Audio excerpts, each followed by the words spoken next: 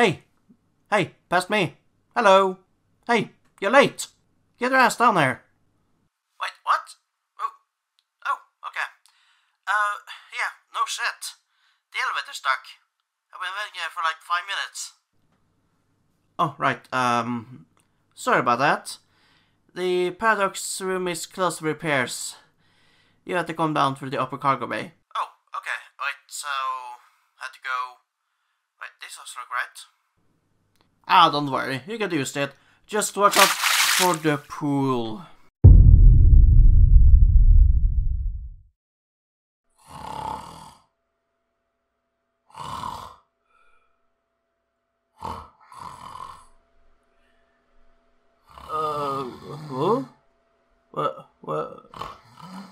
Where am I? Hello? Huh? Is that anyone there? Hello? Oh, isn't this just fantastic? Of all the time, you picked now to finally come to. Now, in the middle of the night! What? What's going on? You have been stuck in a tank there forever, you moron. What do you think is gonna happen? You fell in the pool. And now, look what happened. Look! What?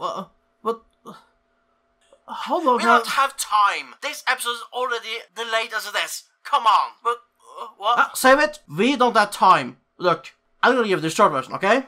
Then you will have your 30 seconds of existential panic. Then you start the episode. And because of your screw-up, you have to start with XSGCOM instead of Stardust, okay? What are you... Hey Core, give past me a mirror, let them know how much time has been there, and get them out of there. I'm going back to bed. Good night. What's that giant ant? What's that? What's that face? Is that...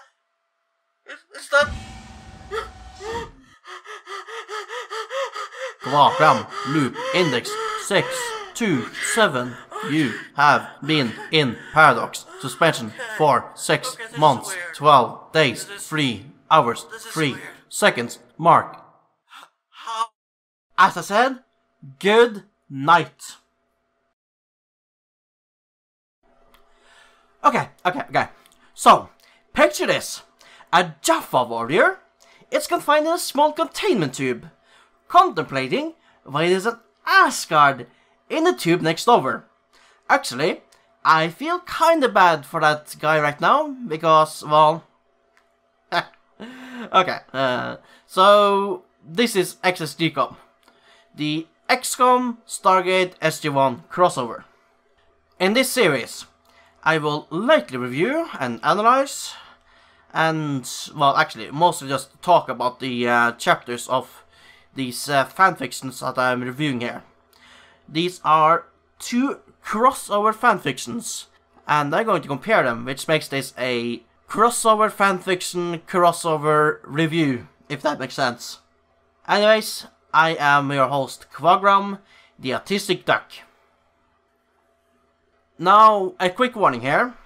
I am going to discuss the plots of the chapters featured, so if you haven't read Hotpoint's XSGCOM Chapter 1 yet, there's a link in the description and you should pause the video right here. Okay? Right here. Have you just unpaused and gotten back to watching this video? You haven't? Pause. Unpause. Okay? Done? Okay, that was a funny bit. Now, the main thing about XSGCOM is that it pins itself to the XG1 timeline, which makes it fun to look up where things change when adding X-COM to the universe. Now, most of these are actually explained in the offer notes, the footnotes at the bottom of the chapters, which, by the way, you really should read, but others are not so obvious, or others are just so obvious that you're just expected to, well, figure it out on your own. And Chapter 1 is one of those. Because Chapter 1 opens with X-COM invading the heavily guarded gate from SG1's Season 4 episode Upgrades.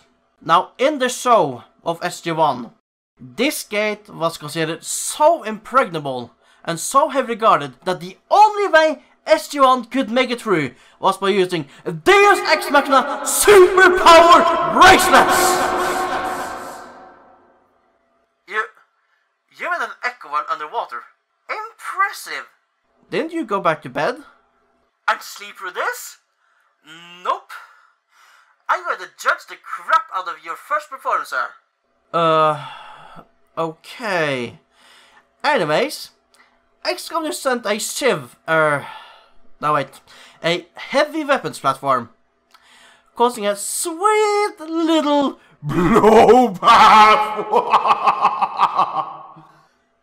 Anyways, back on Earth, XCOM is doing what Russia should probably have done right away in the show. Use the DHD to force SGC to cooperate.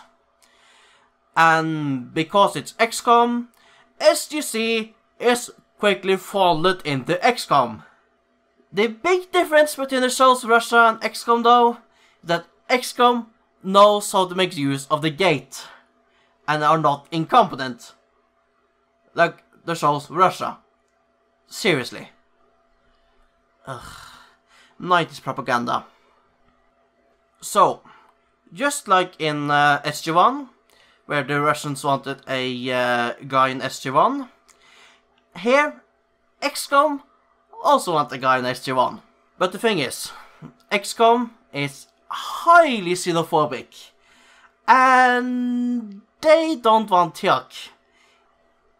Now might be a good time to pause the video once again and dig through your archives or the illegally pirated episodes or whatever, I don't give a fuck, and dig up Season 1, Episode 2 of SG1, The Enemy Within. Wait a second, pause the video, unpause, welcome back, and keep in mind what just happened to Tilk. Yeah, this could easily be a repeat of that episode. Honestly, I wonder what XCOM would have thought of Praetor Mox of XCOM 2, One of the Chosen. Oh there. Anyways, the XCOM lady that gets assigned SG1 is fittingly a Russian. A true Russian comrade. Where do...